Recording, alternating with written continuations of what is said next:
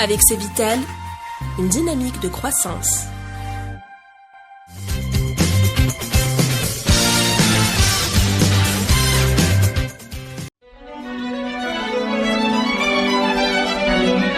Pour bien s'entendre, il faut bien s'écouter. Rendez-vous sur M, la petite radio du Grand Maghreb.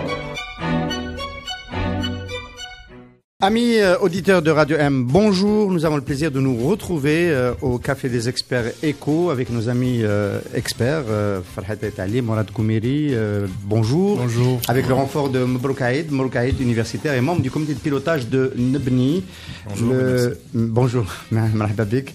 Le Café des Experts Éco qui ne se tient pas le lundi exceptionnellement parce qu'on a partagé la douleur de la famille Aït Ali cette semaine, donc on n'a pas pu tenir le CEE lundi dernier. Farhat ayant perdu son papa le week-end dernier. Allah rahmou sa'ali. Encore une fois, toutes les condoléances de l'équipe du CEE et de Radio M à la famille Aït Ali. Alors, le Nebni est avec nous à travers Mourad Aïb parce que nous allons parler des institutions et de l'impact des institutions sur la performance économique, sur le développement économique. Il y a un courant d'idées qui pense que le développement économique, c'est l'affaire des entreprises, c'est l'affaire des acteurs de marché, mais c'est tout autant l'affaire des institutions et de la qualité des politiques publiques que ces institutions-là peuvent délivrer ou ne pas délivrer.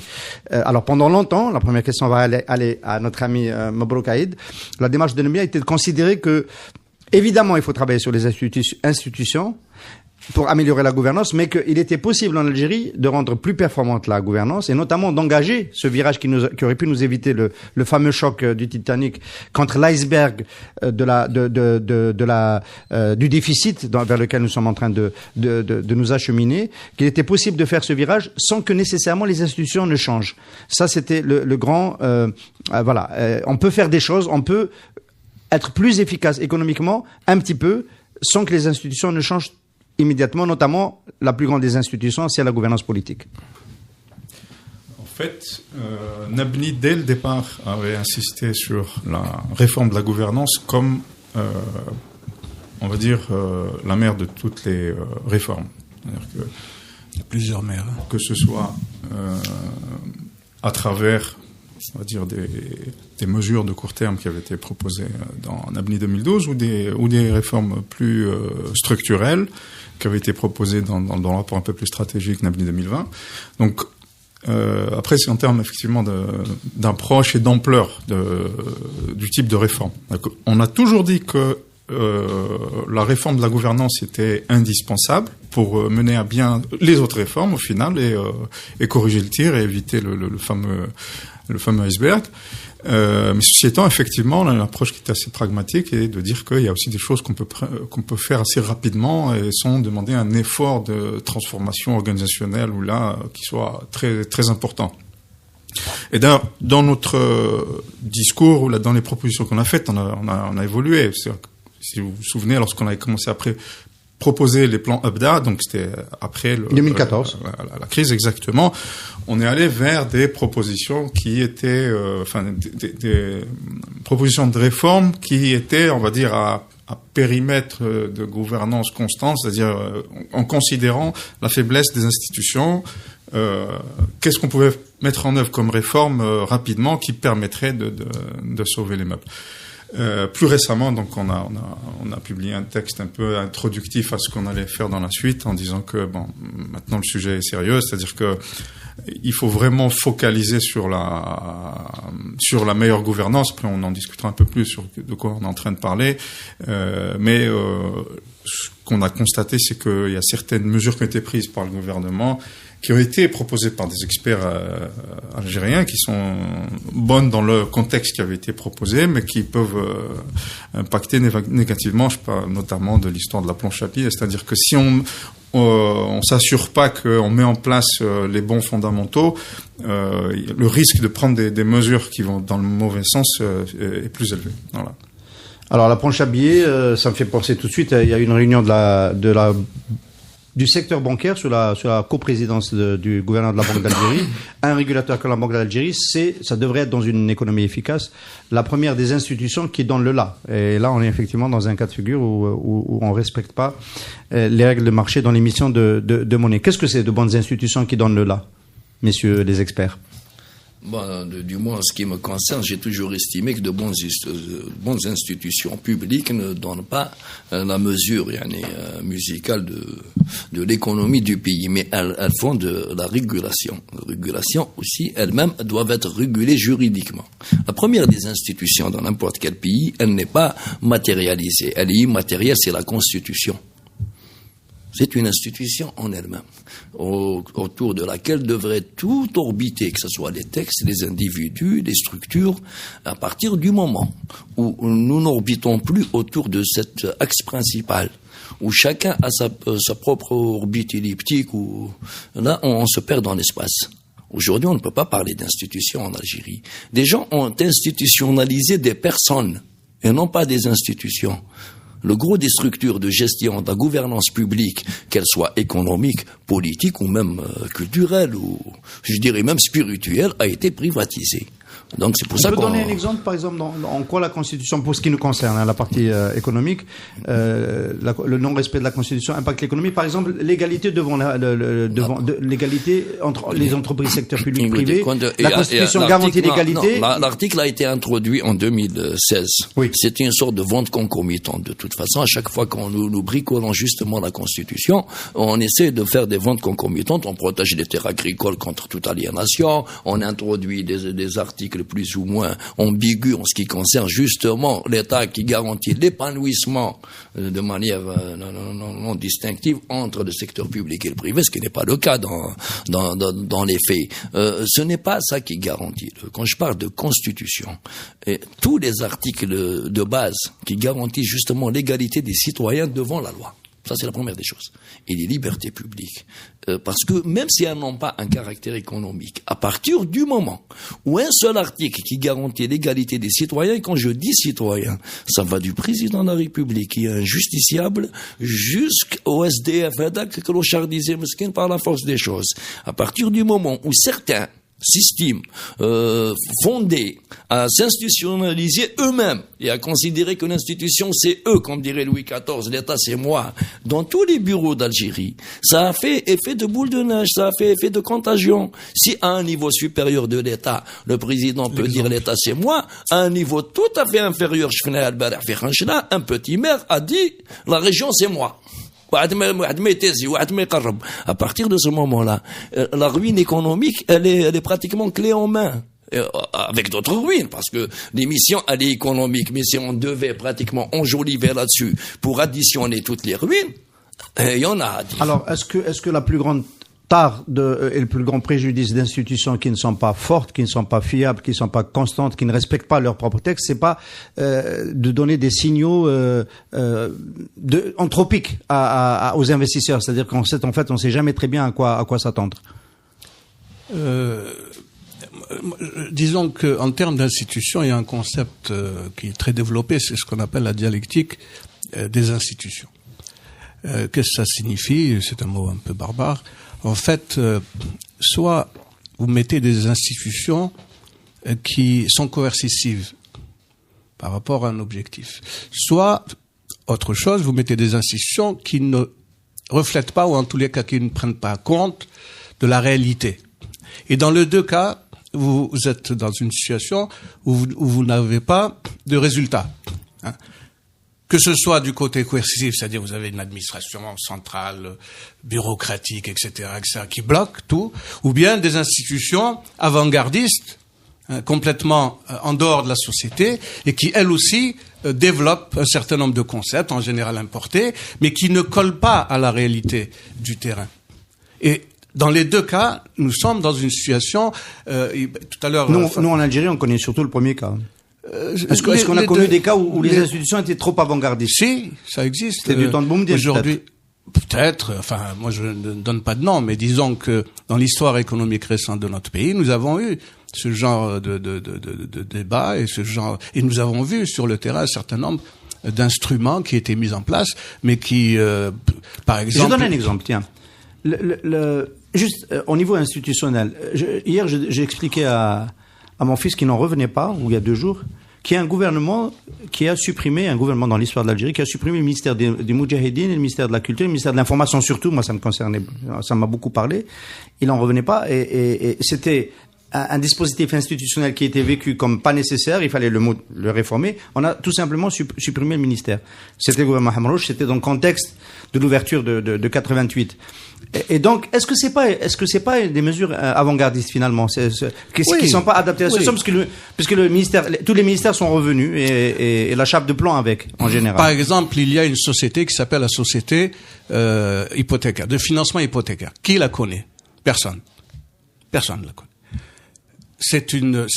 Dans le dispositif du financement, le crédit hypothécaire est un élément extrêmement important, notamment quand vous développez la promotion immobilière. Moi, j'étais président d'une société de garantie des crédits immobiliers, donc dans le dispositif, c'est un élément important. Mais pourquoi je dis, ça fait 10 ans qu'elle existe, elle n'a pas fait une opération. 10 ans d'existence. Pas adapté, importé? Pas encore mûr pour cela. Hein. Le rachat du portefeuille hypothécaire, lorsque les banques vont commencer à développer ce produit financier et lorsque ce produit financier va atteindre des masses critiques, là oui, vous pouvez vendre ce package. La dématérialisation des actions. On est d'accord pour dire que l'économie algérienne, elle souffre plus du premier cas que tu as cité, c'est-à-dire d'une administration hypertrophiée, intervenant, qui bloque les initiatives, qui souvent est discrétionnaire dans la restitution de ses décisions, qui produit des politiques publiques sur lesquelles on ne peut pas avoir de main en termes de comptabilité pour savoir ce qui a réussi, etc. On souffre plus de ce cas de figure. On est d'accord. Oui, clairement, je pense. Le manque de redevabilité, il est évident. Le manque de transparence aussi, il est assez courant. C'est-à-dire que ça a un impact direct sur ensuite la performance économique du sujet. On est plus, en tout cas de mon point de vue, dans cette situation que dans des... si c'est pour répondre à votre question, dans le cadre d'institutions qui seraient extrêmement en avance sur la réalité. Comme institution, la Cour des comptes. J'étais un peu à l'origine de tout ça à l'époque. Et j'allais même y travailler, mais c'était vu beaucoup plus comme une cour de règlement de comptes qu'une cour des comptes. Une cour des comptes, c'est quoi? C'est une institution qui apprécie l'allocation des ressources publiques. Donc elle a la haute main sur tout ce qui est deniers publics. Et elle fait des rapports chaque année pour dire... Voilà la manière dont les données publiques sont gérées et voilà les lacunes.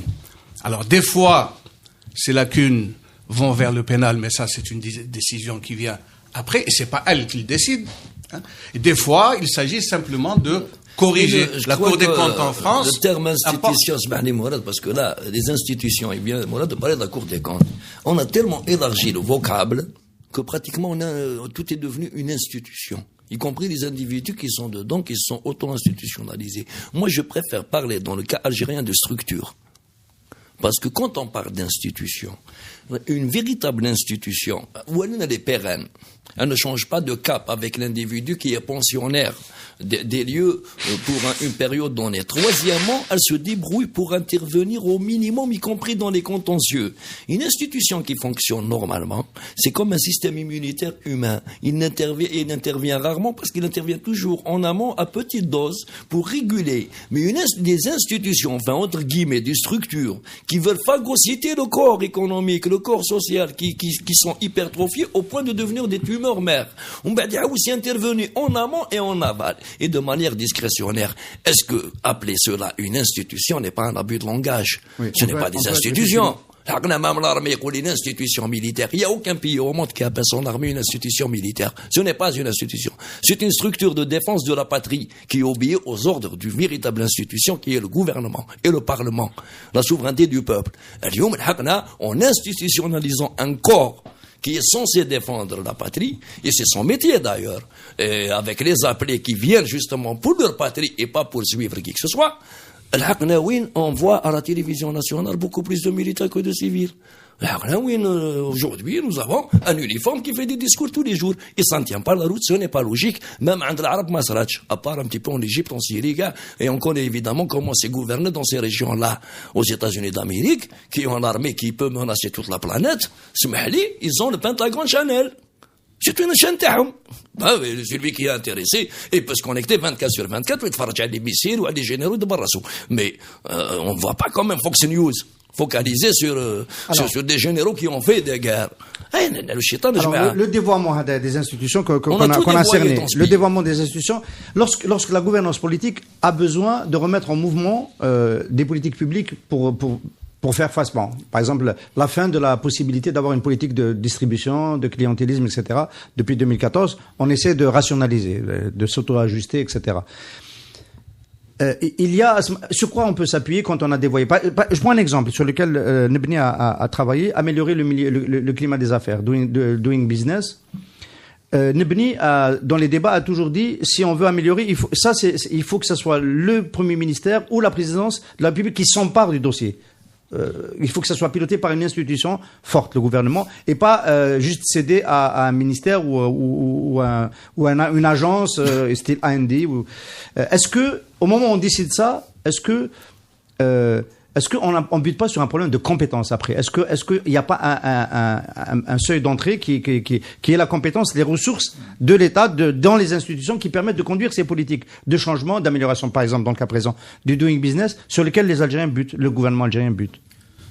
Écoutez, les difficultés sont multiples. Juste pour revenir à la définition des institutions, après on peut en avoir des différentes. On parle aussi d'institutions non formelles aussi. Donc effectivement, après il faut se mettre d'accord sur la définition. Et au sein de Nebni, on s'intéresse aux institutions formelles, mais aussi aux institutions non formelles, parce qu'elles ont un impact sur, finalement, si on parle d'économie, sur la performance de tout le monde, de notre économie et des acteurs. Pour revenir à votre question sur sur la coordination des réformes et leur mise en œuvre, effectivement, on avait proposé la mise en place d'une delivery unit pour pouvoir concentrer et ramasser les compétences et avoir une ligne directrice qui soit claire et raccourcir les chaînes de communication et de commandement pour pouvoir être efficace dans la mise en œuvre. Des compétences, elles existent, que ce soit. Est-ce que c'est si vrai que ça? Parce que, par exemple, vous avez fait la proposition de réformer l'École nationale d'administration. Il y a un problème de reproduction des élites. Vous dites, il faut faire une nouvelle école d'élite, un peu sur le style de ce qu'ont fait les Marocains, pour la très haute administration, pour pouvoir conduire ces politiques et donner plus de contenu institutionnel. L'école existait. Alors, ce qu'on proposait, c'était on l'a appelé Algerian School of Government. Des exemples, ils sont nombreux. Il y a la Kennedy School aux États-Unis, donc à Boston, il y a la Malaisie, il y a un grand nombre d'exemples qui étayent la proposition. Et c'était de venir en complément avec l'ENA, c'est-à-dire mettre effectivement peut-être renouveler ce qui se fait, mais de toute manière, c'est pas comme si on avait des surcapacités en termes de formation des élites. Donc il y a vraiment de la place sur cette filière de formation. De formation, parce que en termes de réforme, les problématiques, on les retrouve à deux niveaux. On les retrouve d'une part dans leur préparation, dans leur conception, parce qu'on est dans une situation qui est très complexe. On a dit qu'il y a des difficultés qui sont tout de suite. Est-ce que c'est si vrai que ça, dans leur conception? Est-ce que les solutions, j'aime bien citer, je l'ai fait une fois devant le Premier ministre, je sais pas par quel hasard je me suis retrouvé devant lui, M. Sellel, pour dire, il y a un ancien ministre du gouvernement, très vite, du gouvernement Bouteflika, qui s'appelle Abdelatif Benachnou, qui a dit, il l'a pas dit sur le plateau, mais il a dit dans le salon vert à côté, chez nous, à Radio M, à Alger, tout le monde sait ce qu'il faut faire face au contre-choc. À Alger, tout le monde sait que ça ne se fera pas. Donc ma question, c'est, est-ce que ce qu'il faut faire, on le sait déjà, mais le problème, c'est qu'on sait que ça se fera pas parce qu'on n'a pas envie de le faire. Dans les grandes lignes, on le sait, il y a des gens suffisamment intelligents pour savoir ce qu'il faut faire. Mais après, il ne s'agit pas d'avoir juste des grandes idées, il faut les mettre en œuvre. Donc il faut aller dans le détail des choses, parce que c'est souvent là où le bas blesse. C'est-à-dire qu'on a probablement une très belle conception vue d'hélicoptère, mais après pour le mettre en œuvre, c'est-à-dire qu'il y a des gens qui vont devoir exécuter, c'est une toute autre histoire, il faut aller dans le détail des choses. Et là, c'est là où on va retrouver les nombreuses interactions. On parle des subventions, mais derrière c'est aussi la politique fiscale. Il y a des, enfin tout le modèle social qu'il faut repenser, les impacts sur les acteurs économiques, etc. C'est-à-dire que on dit pas que c'est infaisable, bien au contraire, sinon on serait pas là à en parler. Mais ça demande une certaine, ça demande de la compétence, ça demande de la volonté, l'ingénierie, et pour implémenter, ça demande aussi de l'institutionnel. Pour implémenter. Moi, je souhaite parler d'une expérience concrète que j'ai vécue pendant plus de 10 ans. C'est le CNES. Alors, je ne sais pas si tu vas considérer que c'est une institution, mais quand la définition. Après, oui, mais bon, j'avais la plus grande responsabilité de la commission de développement économique et social. Et le CNES, pour les plus jeunes de nos auditeurs. Conseil national économique et social. Parce que Ribo, depuis tellement longtemps que peut-être les jeunes ne le connaissent pas. C'est là où on rejoint ce que vient de dire Farhat. J'ai eu la chance de connaître, depuis la fondation, 4 présidents. Et chaque fois qu'un président venait, cette institution ne devenait plus une institution de la République, avec ses lois, son règlement intérieur, etc., mais elle était à l'image de son chef. D'ailleurs, on mettait une personne pour cela. L'âge d'or, un peu, peut-être c'est subjectif, ce que je veux dire, c'est avec Mentori Rahmo, et puis ensuite, l'extinction du CNES est venue avec Babès. Alors que le règlement intérieur... On peut dire l'Aïrahmo aussi. Oui, j'ai oublié. L'Aïrahmo. Et donc, voilà une institution qui avait mis sur des pavés entiers sur tous les secteurs de l'économie des propositions, puisque nous étions une institution de propositions et non pas d'exécution. Mais tout de suite, tous les gouvernements qui sont venus ont tout de suite pris pour cible le CNES parce que ils disaient vous êtes en train de faire ressortir tous les tares et les avatars et ça nous gêne en quelque sorte. Donc les institutions, quand elles existent, et elles existent, elles sont à l'image du pouvoir. C'est-à-dire que le pouvoir en fait ce qu'il veut qu'elle soit. Alors que quand on regarde les textes, depuis la Constitution jusqu'au règlement intérieur, etc., des institutions, elles ont toutes les prérogatives pour faire leur métier. Mais à partir du moment où il n'y a pas de volonté politique de faire, eh bien, cette institution reste une espèce de... Cette volonté politique ne doit pas émaner du haut seulement. Parce que, pourquoi je suis contre les bureaucrates en général, les administratifs en général, moi j'en suis un à l'origine, je sais un petit peu ce que c'est.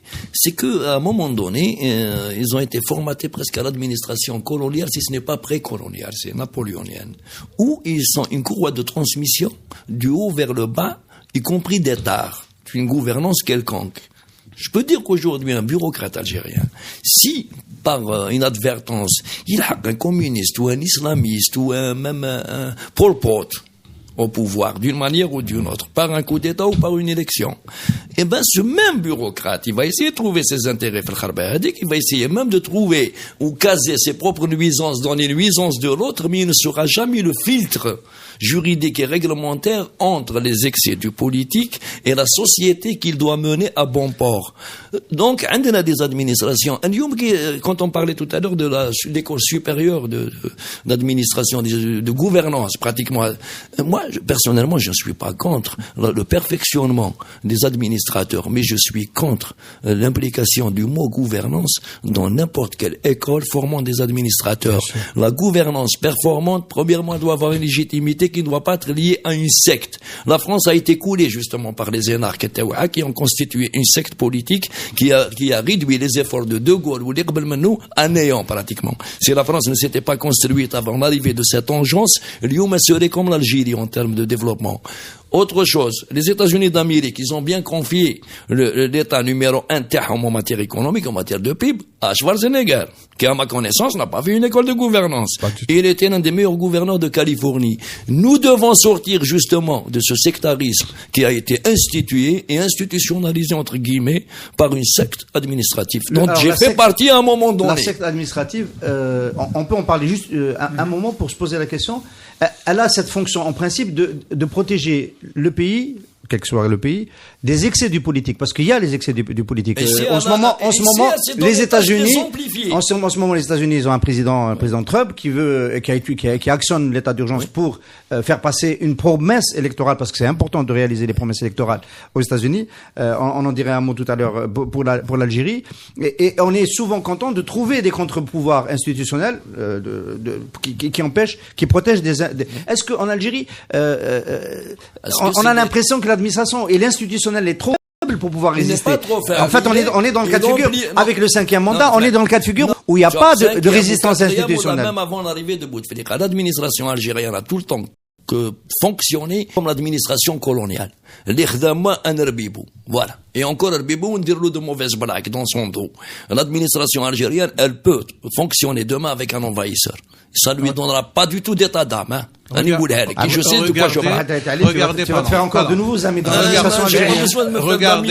Regardez le pouvoir.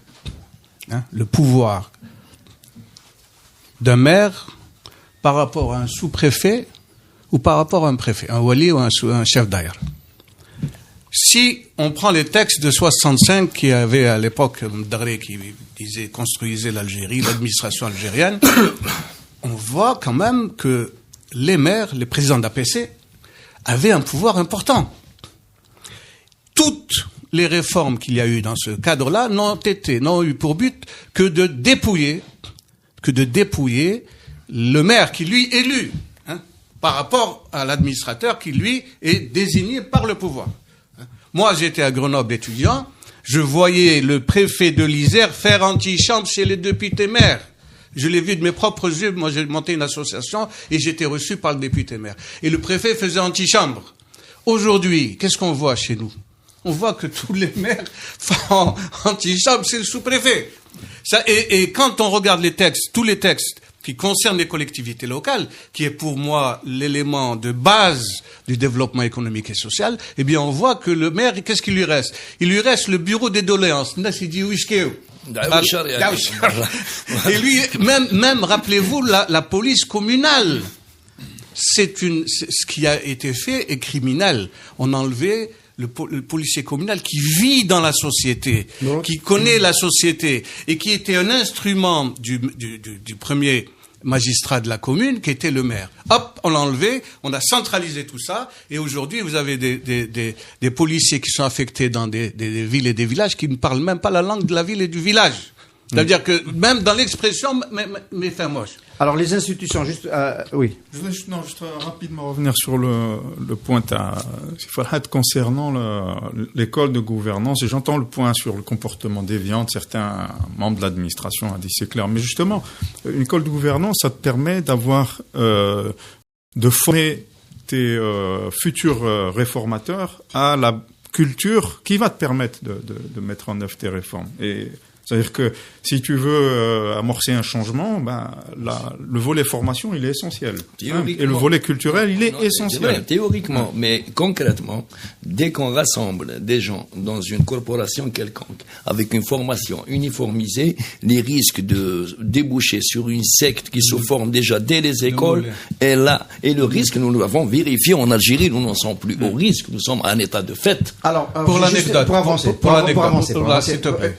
Est-ce que vous savez que Rahman Echelef, ministre, je crois, avait décidé de dissoudre l'ENA? Est-ce que quelqu'un le sait? Non. Bon. Eh ben voilà. Et puis donc j'étais à une réunion où il disait bon, on n'en a plus besoin. Comme on a enlevé la branche diplomatique de l'ENA, on n'en a pas plus besoin. Ça y est, on a tous les ambassadeurs, c'est terminé. Donc là aussi, on a les wali, on a les sous-préfets, c'est terminé.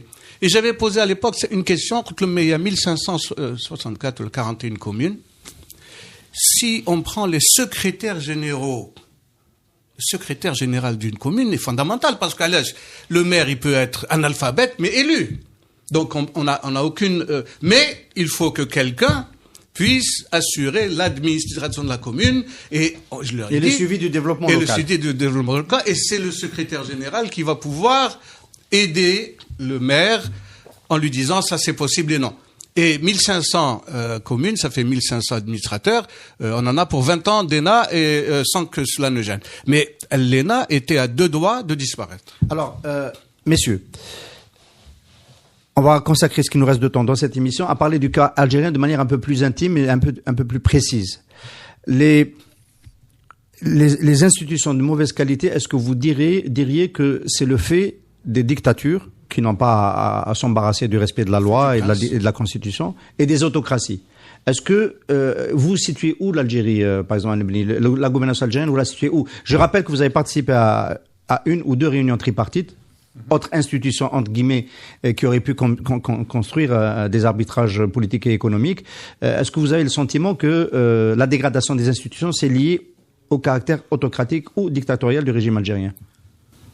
Bon, on ne parlera pas chez Nebni de caractère dictatorial, c'est clair. Après,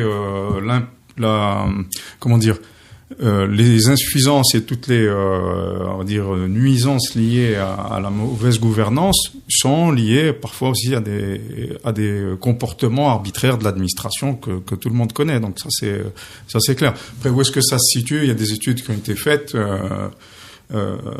D'ailleurs assez récente, je pense, qui situe l'Algérie dans les pays moyennement démocratiques. Ça a un impact, c'est clair, direct sur la qualité et la performance de l'économie, pour revenir au sujet central. Et si en théorie des régimes autocratiques pourraient être plus efficients parce que ils peuvent on va dire de force mettre en œuvre l'exécution de certaines réformes qui pourraient être bonnes pour le pays.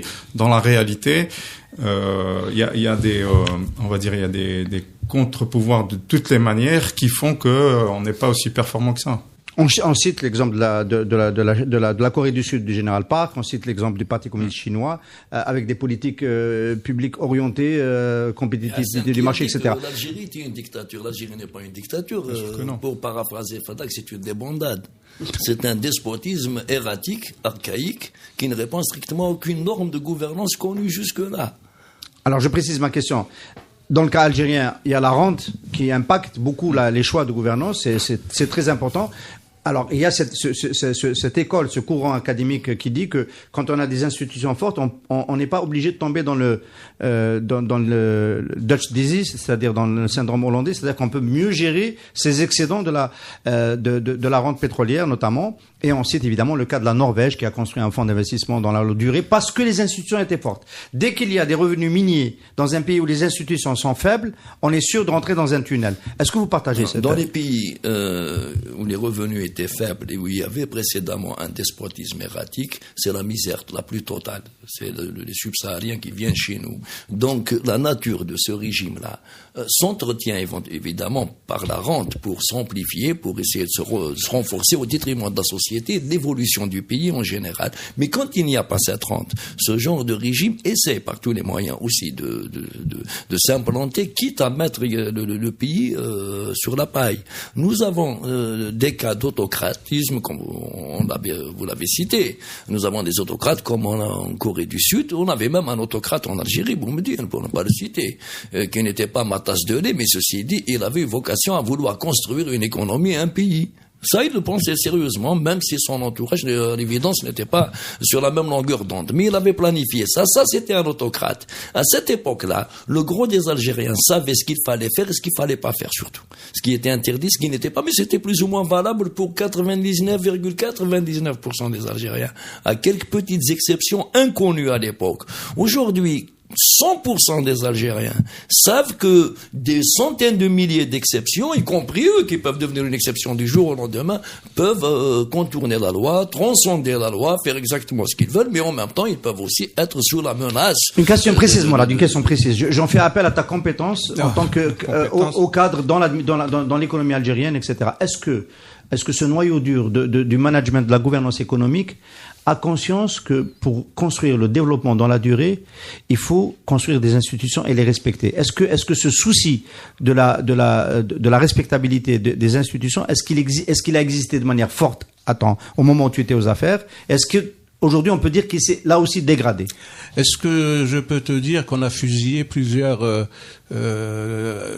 comment on appelle ça, un trésorier de wilaya, plusieurs DG, PDG, est-ce que c'est quelque chose de suffisant?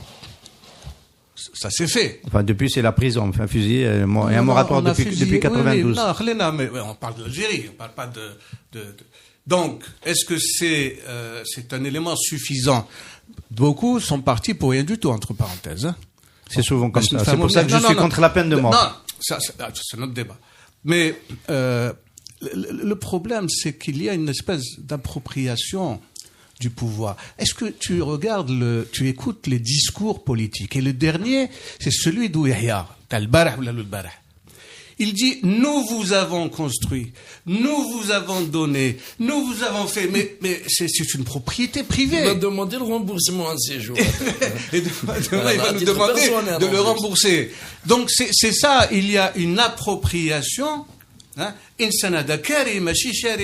y avait quelqu'un qui a un acte notarié disant que l'Algérie lui appartient, qui le montre, et à partir de ce moment-là, il s'arrête comme cela. Mais à partir du moment où il y a cette attitude de dire c'est nous qui vous avons donné, mais enfin le budget de l'État, la pétrolière, c'est quand même les impôts des entreprises et des personnes, et tout le monde les paye.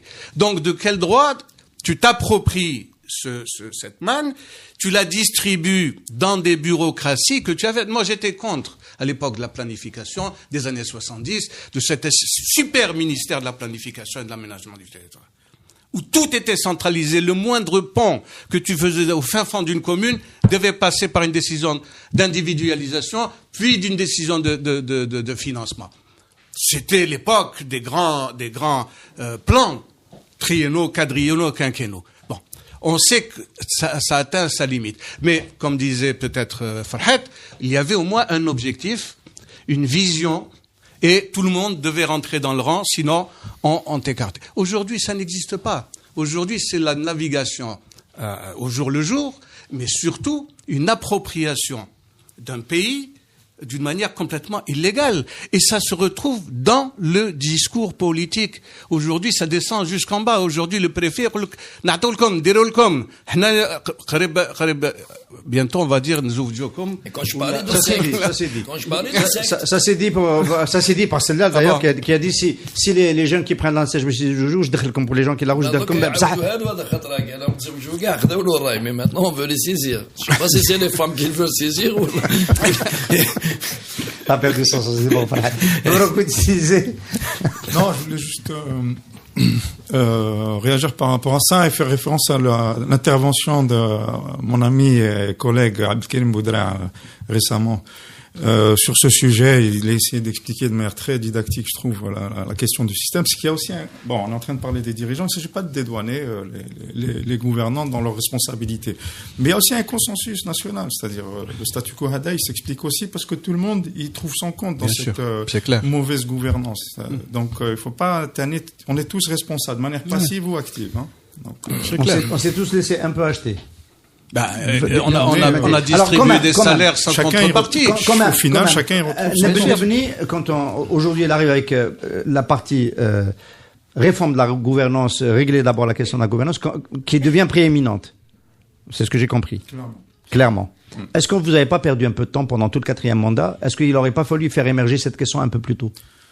Encore une fois, dès le départ, c'est-à-dire si vous reprenez par exemple le rapport Nabni 2020, donc qui a été publié en 2012, c'est très clair dans le chapitre gouvernance, on va dire la prééminence ou alors la priorité ça doit être la réforme de la gouvernance. C'est-à-dire que si on n'a pas de transparence, si on n'a pas de redevabilité, si on n'a pas des... le problème, voilà, le CNES, l'exemple, t'as le CNES. C'est-à-dire si... en tant qu'individu, mais si les politiques ou là, les responsables, même en tant qu'individu, on n'accepte pas d'être redevable. Hein, c'est-à-dire même le quartier, on a des comportements où on rejette ça. Donc, si on commence pas par cela, faire des réformes ou des tentatives de réforme, ça n'aboutira pas. Donc, pour répondre à la question, on a dès le départ insisté là-dessus, peut-être pas assez. Aujourd'hui, on dit clairement, ça sert à rien de parler du reste si on met pas de l'ordre d'abord sur cet aspect, clairement. Oui, alors sur cet aspect-là, et revenir à des fondamentaux, Inch'Allah. Changer la gouvernance, est-ce que, enfin, on va pas se raconter d'histoire. C'est le régime Bouteflika qui s'est en gros accommodé de cette gouvernance redistributive, qui ne demande pas de compte aux Algériens et qui ne se demande pas de compte à lui-même, etc. Et finalement, c'est ça le verrou qu'il faut sauter. Évidemment, on ne sait pas ce qui va revenir à l'air. Il peut y avoir un nouveau régime du même type, mais comme la rente est en train de baisser, on peut avoir l'espoir aujourd'hui de pouvoir reconstruire des institutions et une gouvernance de qualité. Voilà. La possibilité, je dis bien, pour avoir vécu les réformes qu'on avait mis en place en 90, Massimo Tamaroche, la possibilité, c'est que la rente disparaisse, ou en tous les cas, ne puisse pas couvrir les incompétences. On y va. Alors, et d'ailleurs, chaque fois que, mais c'est un paradoxe. Ma question, c'est, est-ce que ça permet de reconstruire des institutions? On ne peut faire de réformes. Est-ce que ça permet de reconstruire des institutions? On ne peut faire de réformes que si on a des ressources. Mais quand on a des ressources, on fait pas les réformes. On fait pas les réformes. Là, en 90, quand on a essayé de faire les réformes, on n'avait pas les moyens financiers. On était en cessation de paiement. Quand on a eu les moyens financiers, à partir de 2000, disons, on n'a pas fait les réformes. Pourquoi faire les réformes? Il y a les moyens financiers qui couvrent toutes les inepties économiques et sociales que l'on... Qui va faire les réformes? Ceux qui sont à la base de la catastrophe. Ah ben voilà. Mais avec ou sans la rente? Compter sur des réformes, c'est vraiment une chimère, où on est complice moralement avec eux, ou bien on vit dans la quatrième dimension. Il y a eu des tentatives quand même. Il y a eu la tentative avec le gouvernement Sedlal, avec la task force, avec un plan. Non, je suis pas un défenseur du gouvernement Sedlal. Moi j'ai des dossiers. Le gouvernement Sedlal où les détournements de deniers publics ont été signés par CNI. Ces gens-là sont venus avec une mentalité de prédateur et une mentalité de guignol qui croient plaisanter à la rissane, en les faisant rire. Ils nous prennent pour des imbéciles. Donc, il faut qu'on soit définitivement clair avec nous-mêmes. Je ne peux pas parler, alors cette fameuse task force, dont même le Premier ministre actuel a dénoncé le côté falsifié, d'après lui, des chiffres, qui n'étaient pas falsifiés, mais qui étaient fumeux. Et comme les siens, d'ailleurs. Hein. Cette gouvernance qui cache des statistiques pendant des années, et ben, je dois dire, on temps inopportun. Juste pour justifier la chose et son contraire. Qui يحبوا يغلقوا يجيبوا les chiffres calamiteux, qui يحبوا يسربوا للحباب يجيبوا les chiffres كيما نقولوا حنايا شابين. أنا الشيطان. On ne peut pas parler de réforme avec ces gens-là. La première des réformes. Stratégie de croissance, une nouvelle stratégie de croissance. Stratégie de croissance avec des dossiers dans lesquels tu prends $1 milliard de fiscalité perdue sur de faux projets. Avec des complicités qui te brahmlaoui. Moi, je me stratégie de croissance. On n'a pas la même stratégie. Nous parlons d'Algérie, eux, ils parlent de leur poche. Nous parlons d'un pays qui risque de disparaître, eux, ils parlent d'une combine qui doit durer au maximum, jusqu'au dernier dollar. Qui خلاص le dernier dollar يعطوك المفاتح ومن بعد كونوا بعضكم exterminez-vous دخلوا داعش ولا واش تحبوا. Voilà. Quelqu'un qui me fait miroiter le terrorisme à chaque fois que je conteste ces combines. Tu penses pas que quelque part il serait plus intéressé par l'introduction du terrorisme pour solder les comptes que par la construction du pays. Donc, du point de vue de ses intérêts, à aucun moment on peut dire que même avec le contre-choc, le pouvoir n'a entrevu la nécessité de reconstruire des institutions et de mener les bonnes politiques publiques. Le pouvoir, comme on l'appelle ici, il faudrait donner des exemples depuis tout à l'heure qui datent de l'époque précoloniale et coloniale, etc. C'est-à-dire que ce serait dangereux de dire que le problème se situe chez une personne ou un groupe de personnes. C'est-à-dire le problème est plus profond. D'accord? Après, chacun a ses positions politiques. En tant que Nabni, on n'est pas... Bon, vous le savez, on est non partisan, donc on a un devoir de réserve par rapport à ça. Chacun défend défend ses idées, c'est normal. Mais résumer la crise dans laquelle on est à une personne ou un groupe de personnes, c'est dangereux. C'est-à-dire que la problématique, elle date, et les difficultés dans lesquelles nous sommes, si on pense que c'est juste... Je parle de crime. باش نتفاهموا ماشي résumer la crise, on va noyer toute la société dans les torts de ses gouvernants. Et toutes les sociétés au monde, elles sont bien gouvernées ou mal gouvernées. Il n'y a pas de société exceptionnelle qui a des vertus génétiques. هادو لو كان يحكموا la Suède سمانة, ils vont la dévoyer أكثر من l'Algérie. Parce que les Suédois ne sont pas immunisés contre cette variété de gouvernants. C'est là où je serais pas d'accord. C'est-à-dire que les Suédois, on revient à leurs institutions, à la culture, au comportement des individus en tant que citoyens. La société civile fait que... La gouvernance depuis des siècles. Nous n'avons pas eu cette chance. À l'époque ottomane ou à l'époque coloniale, nous n'avons eu que des agresseurs. Nous avons cru après 62 qu'on aurait des frères et on a toujours des agresseurs. Alors, cette société a subi beaucoup de coups. Pour faire une différenciation par rapport à ce que dit Nebni, par rapport à ce que... Est-ce que quand même, la relation, la qualité des institutions, c'est pas encore, leur dégradation, c'est pas encore accélérée ces dernières années, avec la maladie du président, avec le contre-choc qui aurait dû initier de nouvelles politiques. Est-ce qu'on peut, c'est vrai que le problème, on va pas le limiter à une personne ou à une équipe de pression ou à ce système de ces dernières années, etc. Mais on a quand même le sentiment que ça s'est accéléré. La preuve, c'est qu'on ne respecte plus du tout la Constitution. Alors, le risque pays, par exemple, quand on respecte plus ces institutions. Le risque pays, Algérie, qui a une incidence économique, je rappelle à nos amis auditeurs qui auraient perdu de vue cela pendant l'émission, nous sommes dans une émission d'experts économiques, le risque pays, il s'agrandit quand on respecte pas les institutions. Voilà. Le risque pays, il s'agrandit. Donc ça coûte plus cher de commercer avec l'Algérie. Ça coûte plus cher d'investir en Algérie. Bien sûr. Évidemment, c'est-à-dire les déviances et les difficultés qu'on a, qui sont en train de s'accélérer, on peut pas les nier. Mais encore une fois, c'est une dynamique qui est ancienne. C'est-à-dire que si on se dit c'est juste une personne, voilà, moi j'ai pas de problème avec vos idées, vous pouvez les défendre. Mais encore une fois, si vous vous limitez à ça, on prend un risque. Parce que la preuve, c'est que même Nebni aujourd'hui, on arrive à mettre la question de la gouvernance. Vous auriez pu rester sur un agenda mesure économique qu'on peut. D'ailleurs, votre offre est accessible à tous les candidats, puisqu'on va finir sur cet aspect. C'est clair. C'est un carnet dans lequel on peut faire. On va dire c'est un gisement de propositions dans lequel on peut se servir, qui est ouvert. C'est absolument ça le concept d'Ennebni, c'est-à-dire qu'on fait des propositions pour tous ceux qui s'intéressent, c'est-à-dire les personnalités politiques, ou là les partis, ou le simple citoyen, la société civile. Donc de ce point de vue-là, c'est ouvert, c'est copyleft qui met pour l'autre. Donc Dabina le plus c'est utilisé, le plus c'est débattu, tant mieux. Il y a un stress plus fort sur la question de la gouvernance. Il y a une accélération parce qu'on voit bien qu'on n'arrive pas à mettre en œuvre. On n'est pas en train de corriger le tir. Ça devient de plus en plus. On s'y attendait un petit peu aussi quand même.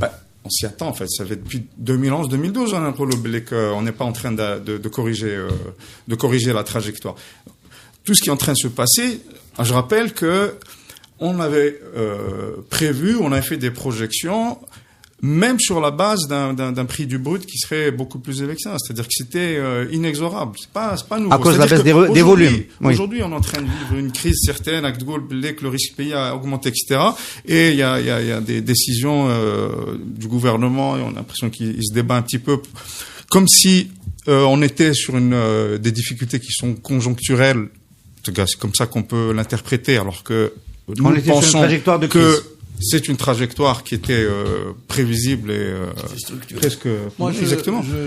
Moi, je ne partage pas. Donc, pour nous, même si aujourd'hui on est en train de vivre dans des turbulences plus fortes économiques, mais il n'y a pas eu de changement particulier. Je veux dire, c'était juste une accélération telle que on pouvait la prévoir. Il y a déjà la prévoir et la redouter.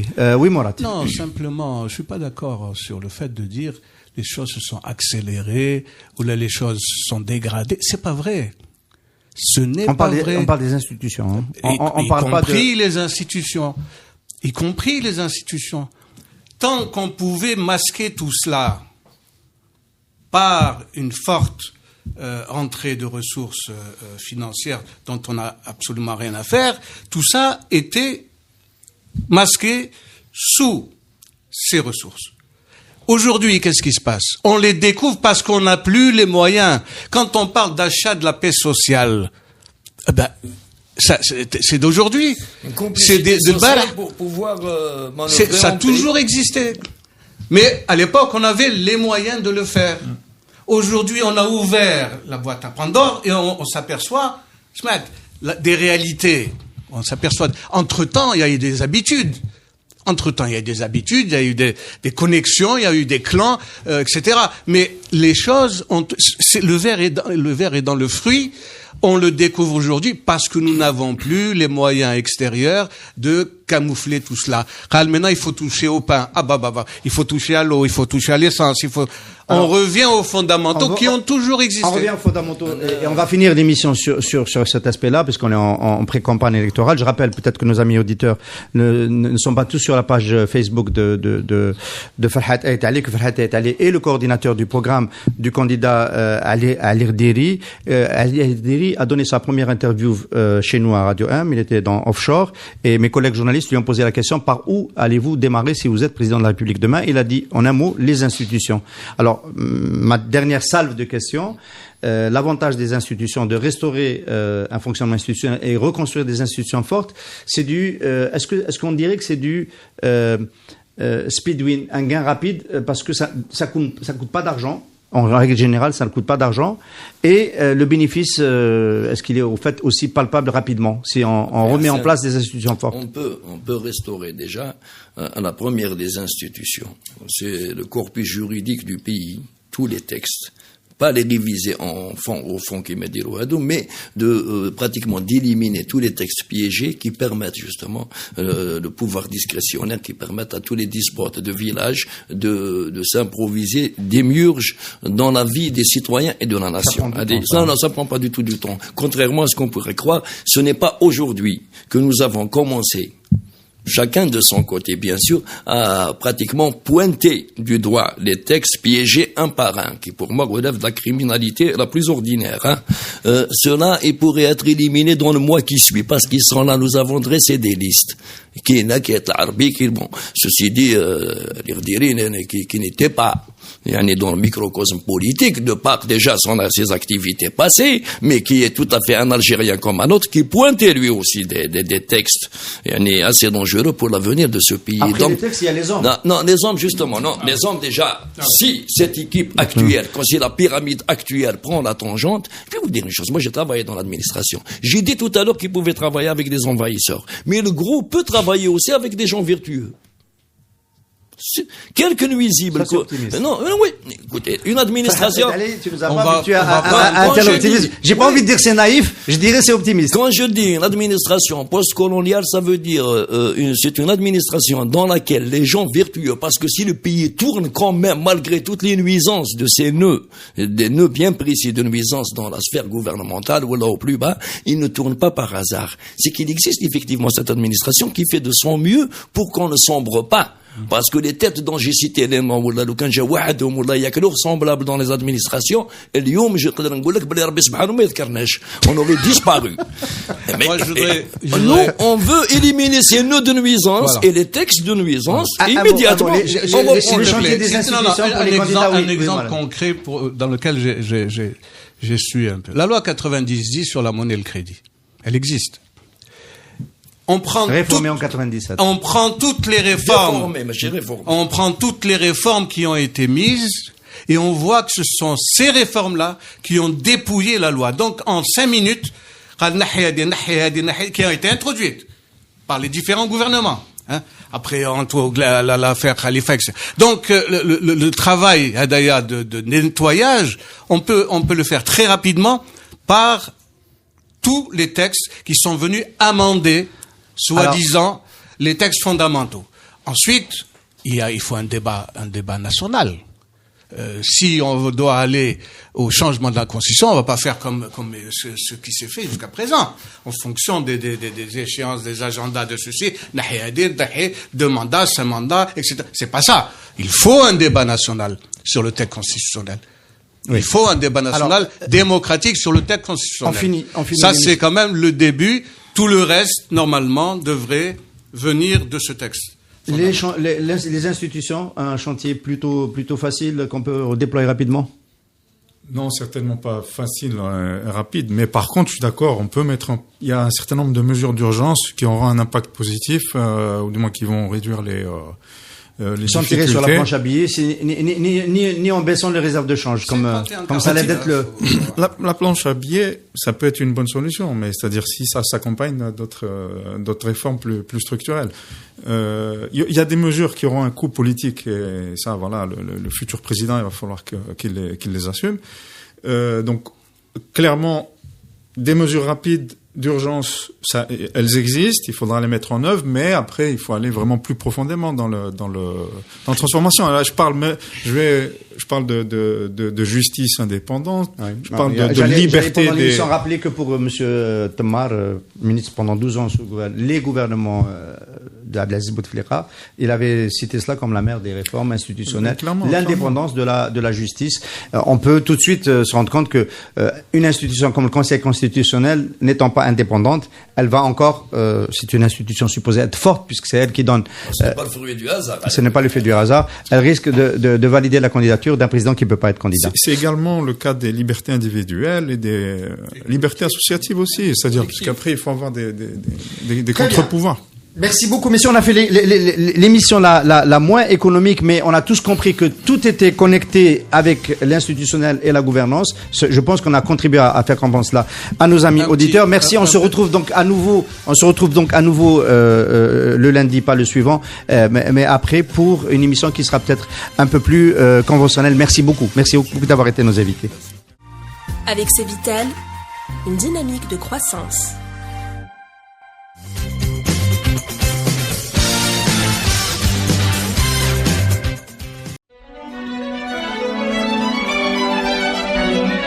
Pour bien s'entendre, il faut bien s'écouter. Rendez-vous sur M, la petite radio du Grand Maghreb.